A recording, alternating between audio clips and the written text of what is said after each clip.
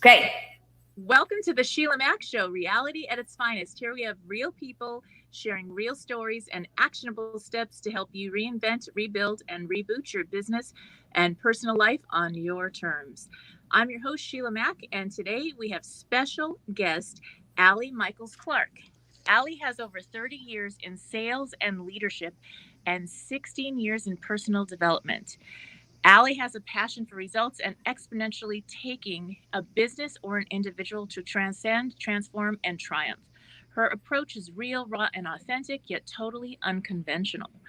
After watching her single mother work 18 hours a day, 7 days a week, I'm tired just reading that, watching her only earning $3.84 an hour, she vowed that she would not succumb to that way of life and made it her mission to be financially free and never be dependent on anyone, but have the knowledge and the resources to take her life, relationships, and business, as well as her finances, to financial freedom. Allie has spent 3 decades learning from the best personal development coaches, business and financial minds such as Jim Rohn, Tony Robbins, Gary Vee, Harry Dent, Dr. John DeMartini, and she's developed a 5-step system which she teaches today. Fueled by her love of traveling and being a global citizen speaking 4 languages, she will be the first to proclaim what you don't have to settle for, this life you were born into. With the right mindset, a plan, and consistent action, you can have everything you've ever wanted. Yes. With your mindset, it determines your life, your beliefs, your action, and your choices. All right. So welcome to the show, Allie. Hi, Sheila. Thank you for having me. Hi, everybody. Pleasure to be here today. And my first thing that I always like to start off the show with is based on my new best-selling book, Bootstraps and Bra Straps, the formula to go from rock bottom. Yes, congratulations. Thank you. In any situation, I'd love to ask you about a time, maybe you can share with the audience, a time in your life or your business where you hit a tough situation and how you got back on track. Well, Sheila, I would love to share one time, but the truth is there are many, many, many times where we failed, or I failed, where the business that I was in failed, where I did hit rock bottom, or if not rock bottom, very close to that. And gosh, let me pick one. I think, as an entrepreneur, it's really I guess it's also the way we are as human beings. We really want to serve and to give. I'm sorry, I'm hearing a lot of echoing. I can go on, but I'm just hearing. Yes.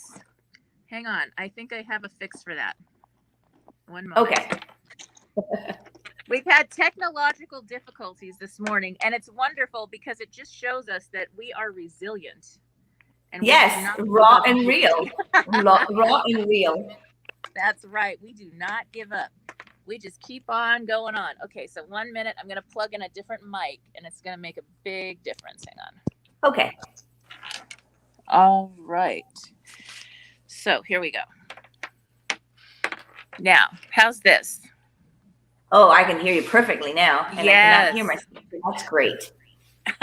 Perfect. Okay, so where were we? So a time that I hit rock bottom. Well, like I said, it hasn't been just one time. I like the saying of the more you fail, the more you actually get up and you succeed, or the closer it brings you to success. And I also love the saying that there is really no such thing as failure. There's just lessons. So the times that it felt like that were usually because of a few reasons. One is that I didn't have the clarity as to what I wanted to do with the business or where I wanted to take it. And I'm talking about how I wanted to grow it, how, if I wanted to sell it, what would that look like, how I wanted to get new leads, how I wanted to make more sales, how I wanted to make my customers happy, how I wanted to make my team happy. So clarity is a big step in actually getting from, when you hit rock bottom, from actually helping you get up and continue, but also clarity overall is so that you don't hit rock bottom, because as soon as I got refocused into what my mission was, what I was trying to achieve, things again started to move on. I got momentum and off I went. And therefore, it was easier for me to keep on going. So definitely clarity is number one. The other thing that, sometimes gets us down is the fact that we don't have enough sales.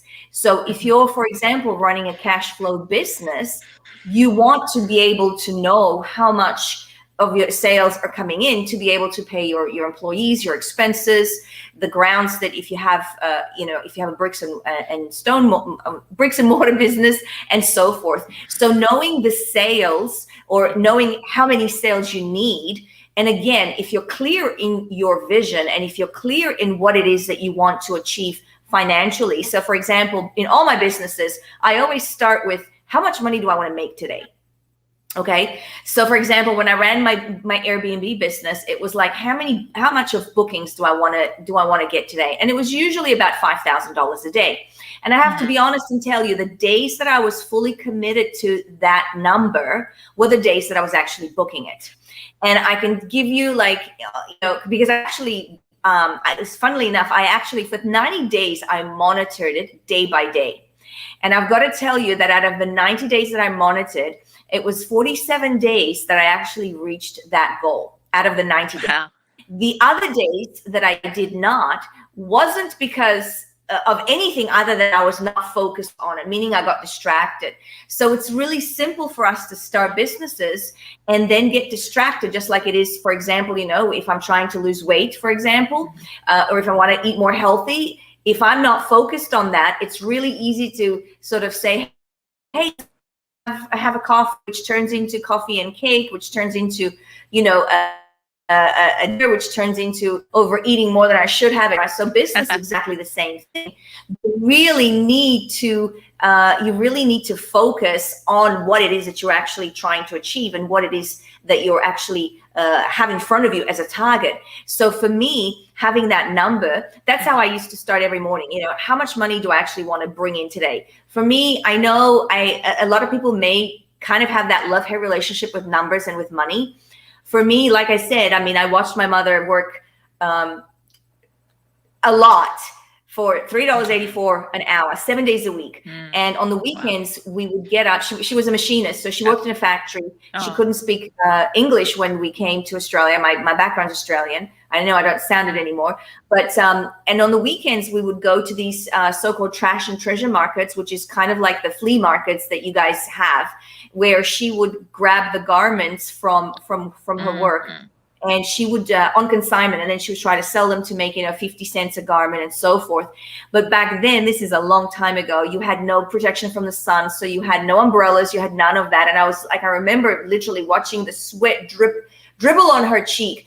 And I said to myself, there is no way I want to have this life where, I saw her, she was miserable, she was miserable. She didn't eat properly. She didn't sleep properly. She was always worried about paying money. She was always worried about what she had to do to take care of the family, put food on the table, pay the bills. At the time she was trying to save money to buy a house. And she actually had bought the house. And this is back in 88 when the interest rates in Australia had reached like 18%. So I remember the property had gone to auction. It had sold for $7,000 more than what she was prepared to. And then literally straight after that, she had this 18%, tax. I don't know how she did it, but she did. So I really, from an early time, I grew this relationship with money, but for me, it was really fun. I remember at these trash and treasure or flea markets, whatever you want to call them, I started by borrowing $1 from her. And at the time, I was 8 years old. And at the time, I went and I bought, if you remember back in the day, there were like these really fragrant erasers in all different, shapes. So, strawberry and a little rocket and a dog and a whatever. And I would buy them for like 5-10 cents, and I would sell them at school or primary school on the Monday for like 20 cents, 30 cents, 40 cents, and so forth. And that taught me some amazing skills. It taught me how to have, a clientele based, but it also taught me negotiation and influencing. And I think that's a super skill that I've always had ever since I can remember, ever since back in those days, together with, of course, sales. So I'm pretty proud to say that I guess I've been in sales now for for 40 years. God, that kind of tells you my age, right? But it's true. I've been in sales for decades, and I love to sell. But one of the things about sales, and anybody that's an entrepreneur sells. I mean, that's what we do, because you're selling the service or you're selling the product. It's sell, sell, sell. And in order to sell, you really need to know your numbers, because if you don't know your numbers, you can be overspending. You can just not be getting in that cash flow that you require, or making those sales. And it's really important to really have a great connection with money and with numbers. And they say the root of all evil is money. Well, I totally disagree with that, because they also say, and I totally agree with this one, I would rather cry in a Lamborghini than on my push bike. But it's really not about, money for me today is all about freedom. The more money I have, the more freedom I have to be able to share that with the people that I love.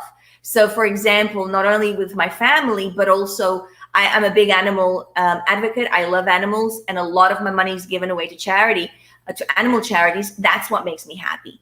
I also give money to women charities and children charities. That's what makes me happy. But, if I didn't have it, it would be harder for me to give to the extent that I do.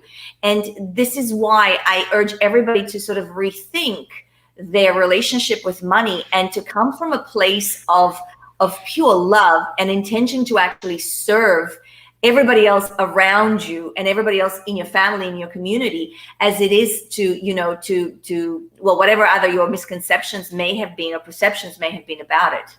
Mm-hmm. Yes, I love the fact that you really started at 8 years old. Yeah, not by choice. The other reason was, Sheila, that I never got pocket money.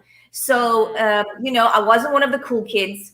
Australia back then was actually racist because I look Middle Eastern. So I used to be called, Lebanese, which was a little offensive to us back then. So I never got the pocket money, and I got my sport money, which was on a Friday, but I never got my pocket money, which included the canteen dollar chicken burger. Now I no longer eat chicken anymore. I'm completely vegetarian, but I used to love these chicken burgers, and it was $1. So it was for I wanted to be part of the cool kids. And it was like, okay, well, what do I need to do to be part of the cool kids? And, even now, through all the personal development that I've gone through, I realized that what I was actually doing was really asking better questions. So rather than, complaining and sort of saying, why can't I have it, or I don't have it, or accepting the reality of not having it, I created my own reality. And again, as an entrepreneur, I think it's really important to know that you can tap into that, and the way to do that is through having clarity. The way to do that is to actually having a plan to get you there, and twisting it and twitching it and turning it every time it doesn't work to get you closer to your goal. It's also having the consistency and continuing going and not stopping at the little failures in life. It's having that focus that no matter what happens, no matter the distractions, you don't stop. And it's also having that the love for people, so that you actually do share your gifts with others, and you share, all the money that you have is great. But at the end of the day, if you're not sharing it with anybody, I can tell you, or you're sick, which is worse, I can tell you, you might as well not bother, And it was interesting, because looking back now, I saw myself as asking the right questions, which again is a tool that I use today, and I teach my clients today, because a lot of us don't get to ask questions. And I'm not going to say the right questions, because there's no right or wrong question.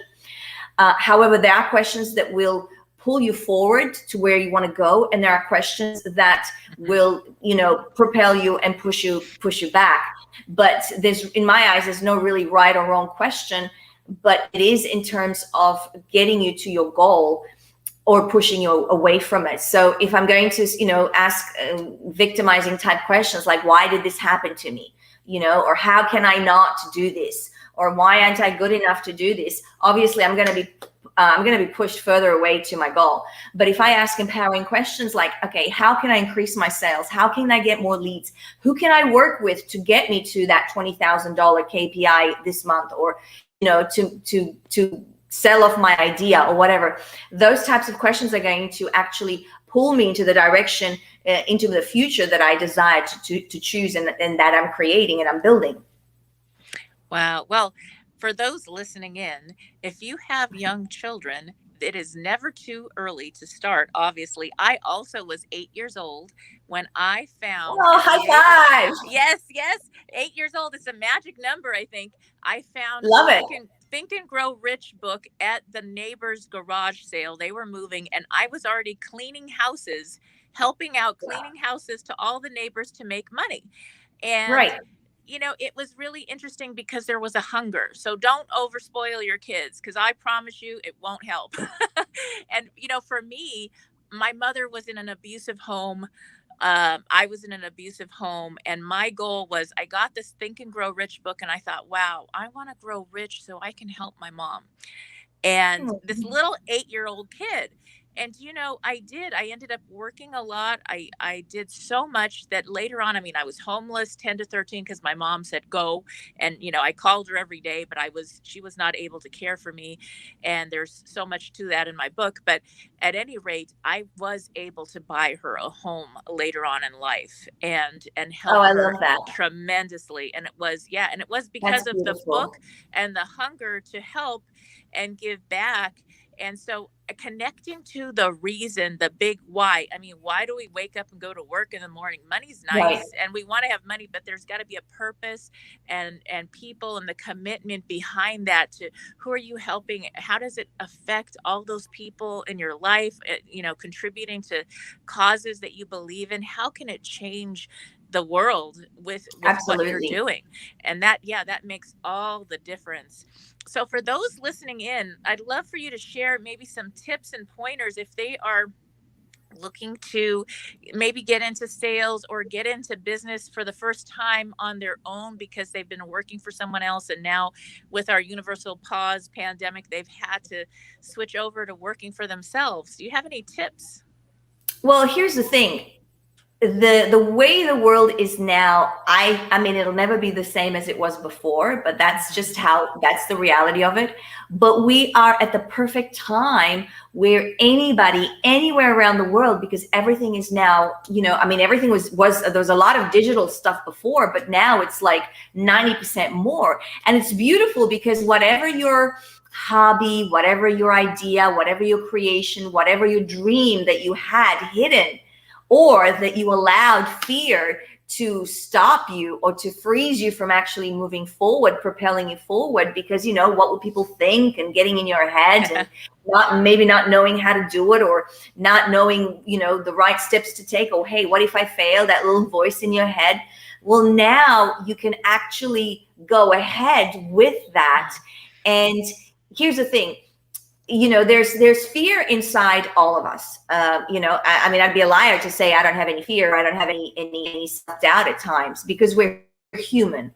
And that's unfortunately the beauty and the beast part of both of it, because it's beautiful because, we are human, and at the same time, we can use that fear to actually propel us forward into where we want to go. So for those of you that want to start your own business or have been thinking about it, there's no better time than now. A couple of things to really think of, and as my recommendation would be, one, get really clear on what it is that you're actually trying to do. As Sheila said, what is the purpose? What's the big reason for that purpose?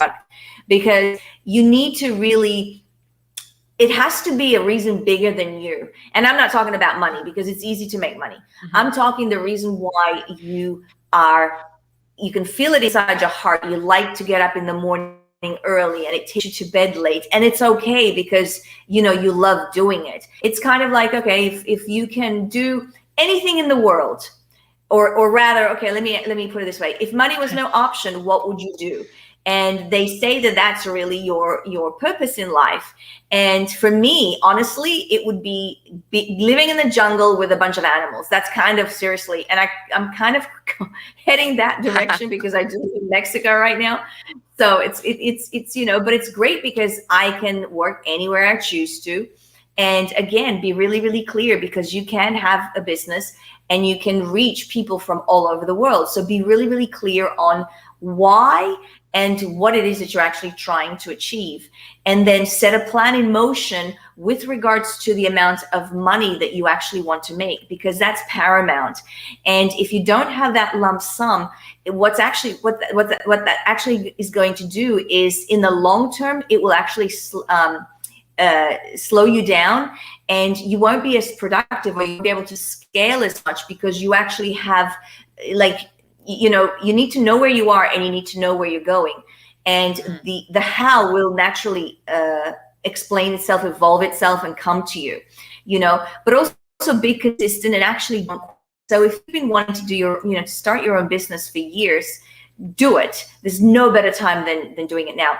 I would rather, when you're sitting on your deathbed 20, 30, you know, 40 years from now, when you're 80, 90, 100 years old, the worst thing you can do is tell yourself or tell somebody else, you know, I wish I'd done that. I wish I'd started that business. I wish I had gone and asked that person out. I wish I had an extra child, or I wish I had done that, than saying, hey, I regret doing that. You know, I rather say I regret doing that than kind of sit on my deathbed going, I wish I had done X, Y, and Z, you know. So it's super paramount that you don't let fear stop you, but you actually use it as a propelling mechanism to take you to where you want to go. Because my fear is actually the fear of remaining the same, the fear of not growing, the fear of not contributing, the fear of staying stagnant. That's my fear. Yeah. And that actually propels me to go forward. That's such a good point. And in mentioning that, actually, today is Women's Day. National Women's Day. Happy International Women's Day. Yes. Happy International Women's Day. And, you know, I actually you just mentioned being on your deathbed. And this morning I got a message that my Aunt Sylvia, who's actually in Guadalajara, she just passed away this morning. She lived a long life, and she had. I'm sorry to hear that. Thank you. She had 4 beautiful children. I'm very close with my cousins, and she had a beautiful family business they still run today that has blessed many generations. Now we're, you know, having grandchildren. She has her grandchildren helping in the business. And so that's something she made a life that added to so many different generations and people in her community and all over. So it does make a difference what we do. It affects future generations and how you can live. And she had a great life. So that was something that came to my mind. That, yeah. So yes. Well, you know, the thing about it is, and you've touched the point, which is my number 5, and that's leaving a legacy. Again, there's no point you actually doing all this for nothing, or for nobody, or for no reason. So leaving a legacy is so important. You know, I know we're doing a show in business, but to retaliate it all, it actually does stem from health, and from actually having pure health and pure vitality and pure energy in the body, because that is the number one thing. So, you know, as entrepreneurs, a lot of the times our health gets run down because we do the many hours, because we try to do everything ourselves at the beginning, because we might not have the funds to actually employ people, or we may think that we do it better. I know I did. Gosh, nobody could do it as better as I did. You know, nobody could talk to the customer, could, you know, when I started my Airbnb business, clean the property as good as I could, advertise as good as I could, communicate with the customer as good as I could. And, you know, I was like doing everything, to the point that I had gained like 40 pounds. And I came like this close to hating people in real estate, which were my 2 passions, because at the age of 14, I started my real estate journey because my mother had remarried, and he was a developer. So my stepfather was a developer, and he taught me everything I know with regards to, you know, finding locations, or finding land, or finding a property, knocking it down, subdividing it, building, selling, advertising, all of that. And it was, you know, it was just, you can't do it all yourself. But also, if your health is not there, you really shouldn't be in business again, because health is the number one thing. So health is actually wealth. And if you don't have your health, you don't have anything else. So, you know, definitely health, being clear, being consistent, tweaking your plan to get you there, not quitting, focusing, consistency, determination, never stopping until you get there, and definitely legacy, because you need that. So you need to have that whole spectrum of it to be able to not just so much succeed. We're talking about, like Tony Robbins says, to have both the art of fulfillment and also the science of achievement. So that's the only way you're actually going to get both. How about balance? How do you find balance with life? Since you kind of brought that up a little bit. Meditation. How do you have the time to do all that? For those listening in, I think especially starting another business or a side business this year, a lot of people have started that. What advice do you have? Well, look, here's the thing. For me, again, health, body, you have your goals, but also your mind has to be healthy as well. And I recently have upped my meditation game. I used to sort of do it a few times a week. Sometimes, I'd go for a couple of weeks, not do anything, I'll be honest. Then I'd go back to maybe doing it every single day. But ever since I did the Dr. Joe Dispenza's retreat very, very recently, meditation is really where it's at. And I can actually feel, I was a student of transcendental meditation for a really, really long time. And it's a different kind of meditation. So what I would say is your mind needs to be quietened in a way that it works for you and is right for you in order to get back that energy, or for you to feel recharged, okay? So that you can reboot yourself, so to speak, just like a computer, and start again. So meditation for me is really super important in order to achieve that. Another thing is really, and I never thought I'd see the day that I'd say this, because I was always anti being told what to do and having a schedule. But have a schedule. We might be related. We may be related, I tell you. Right. Because if you don't have a schedule, you will always, like, time, we only get 24 hours in the day. So for me, it's like I'm up at 4:30, 5 o'clock. I will do my 1 hour meditation. I'll be done by around 6. I'll head straight to the gym, because I know if I don't do it from 6 to 7, more than likely it'll never be done on that day. As much as I say I'll go, my husband has this thing for doing it late at night. I don't know how he does it, because I always say, yeah, I'll join you later. And every time I do, I never go, But really following a schedule. And I think that's paramount. And a lot of people may go, oh, and I was one of those people. But following a schedule, knowing exactly what you're doing, and you really using your time constructively in order to get to your goals. And here's the thing. And, there were times where I was so militant with my time that if I missed it by 10 minutes, and sometimes I would be so upset. But the balance is really in living.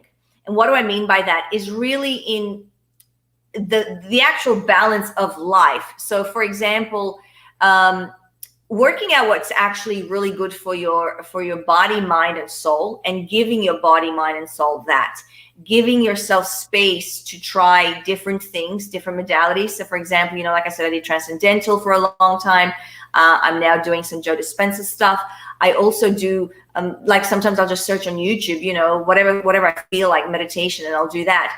But allowing yourself and giving loving yourself enough to actually center and sort of say, okay, you know what? I'm really feeling energy depleted right now. So I need to do whatever it is for you to regain that energy. Or, health-wise, I'm really feeling not good right now. What do I do? Okay, well, maybe it's not eating late at night. Maybe it's not eating, that double serving. Maybe it's not eating. I know for me, if I eat sugar at night, I just can't sleep. And I have the most weirdest dreams. That's just me. But I really just can't sleep. And I already have, and I think most entrepreneurs will have the insomniac problem of getting up in at all different times, at all different hours throughout the morning.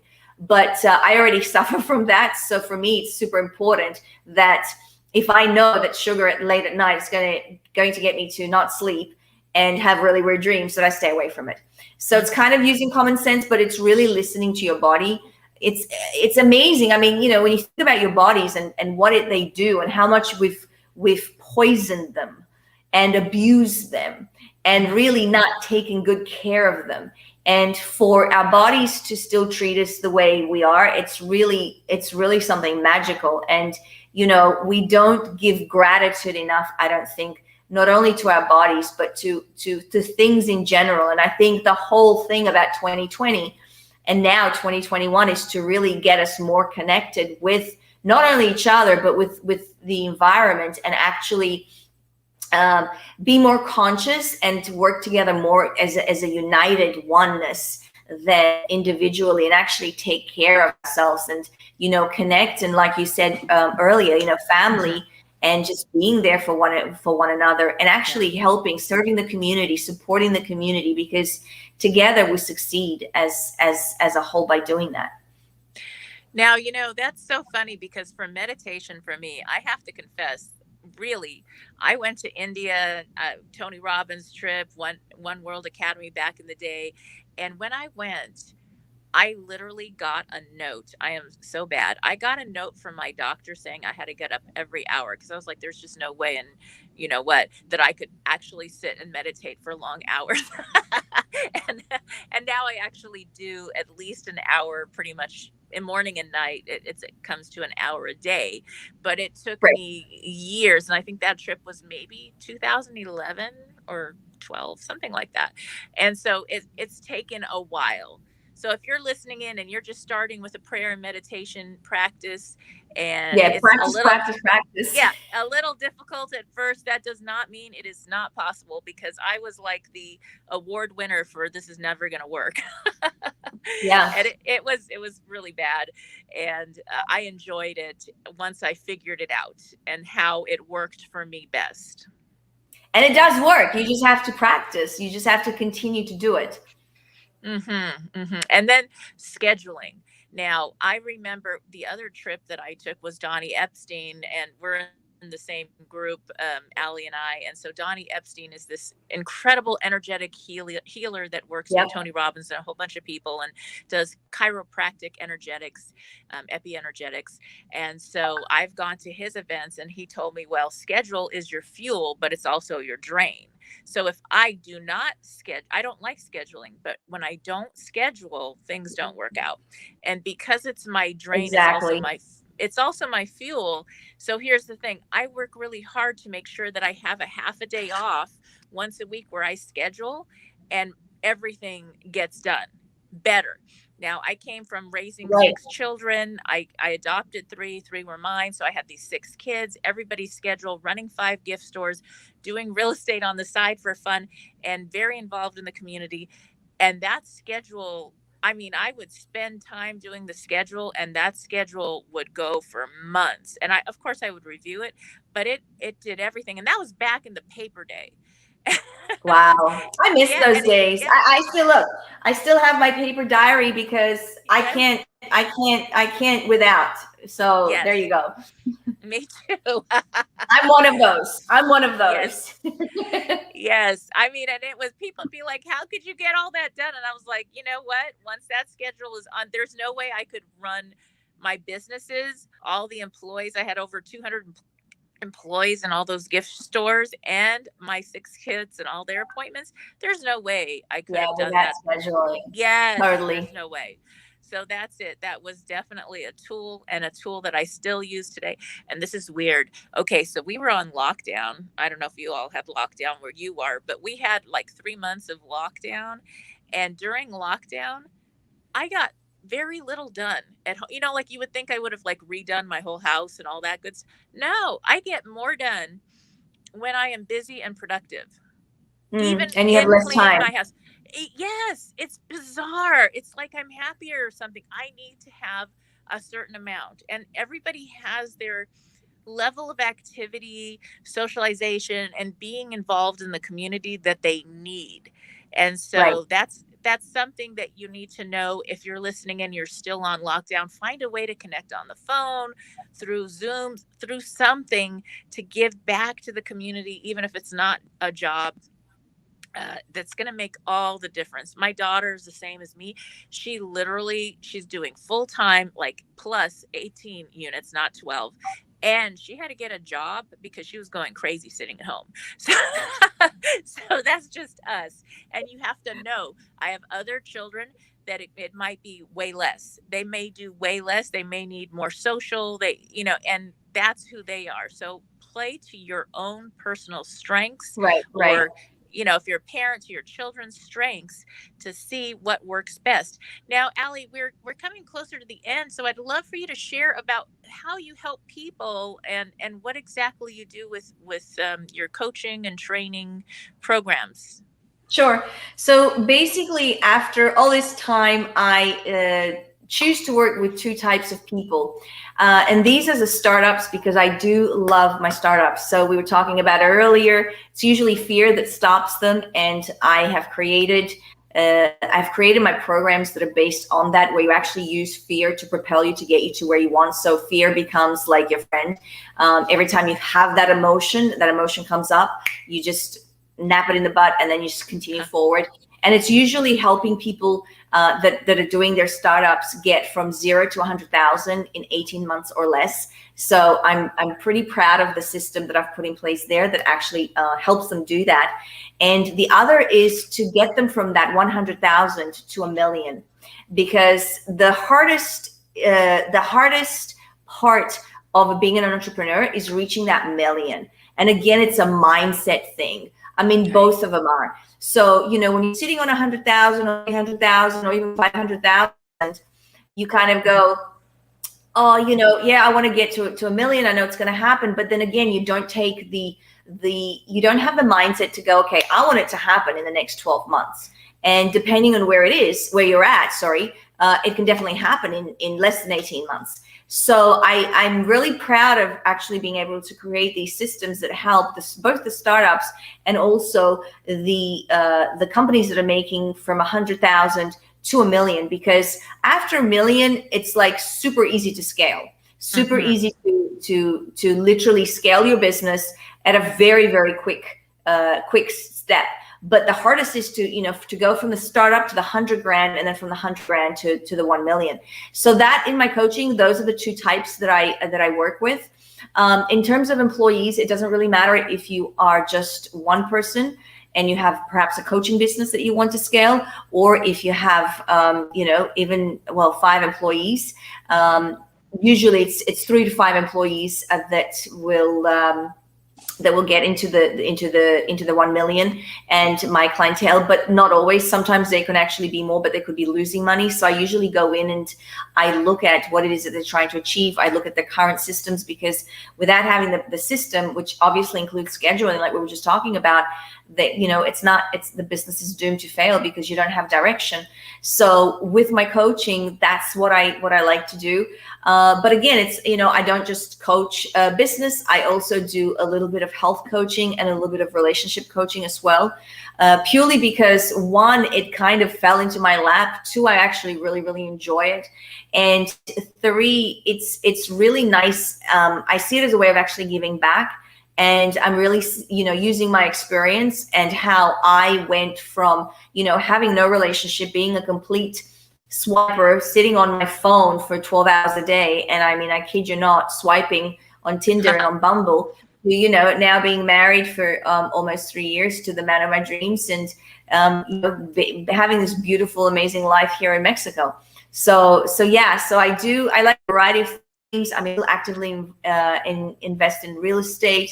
One of my big things right now is to actually invest in the AI world, so in the artificial intelligence world, looking at everything with the way the world is going at the moment with regards to flights. I think definitely airplanes and airlines and perhaps new businesses is the way to go, because I don't definitely do COVID to vaccine or not to vaccine debate right now, but I think there'll be a lot more people that, given the choices of having the vaccine or not, there'll be the ones that will have it, and then there'll be the ones that don't, and the ones that don't, because of the ones that are it's restricted by the whole airline thing, would find a different way to actually travel, and that would be through their own air travel. And I think that's a great it's at the beginning bell curve. And I think that's a great company to invest in, definitely. Yes, we're going to have to get some private jets going for sure. That's great. Absolutely. Yes. Sign me up. All right. And where can people reach you to get started if they want to work with you? So they can find me on social media, ellie.com, Instagram at ellie.michaels, Facebook, Ellie Michaels Clark, or just, I don't know, can we put the details? Oh no, this is live, right? No, we can't put the details. Well, EllieMichaels.com, there you go. Yes, we'll also add the details if you email. Contact Sheila. Yes. And we can add them for the radio show because this is going to be sent on the air as well. So perfect. Okay. All right. Well, thank you again for being a guest on the show, and we will be back after these messages. All right, everyone, stay tuned. You're welcome. All right. Take care.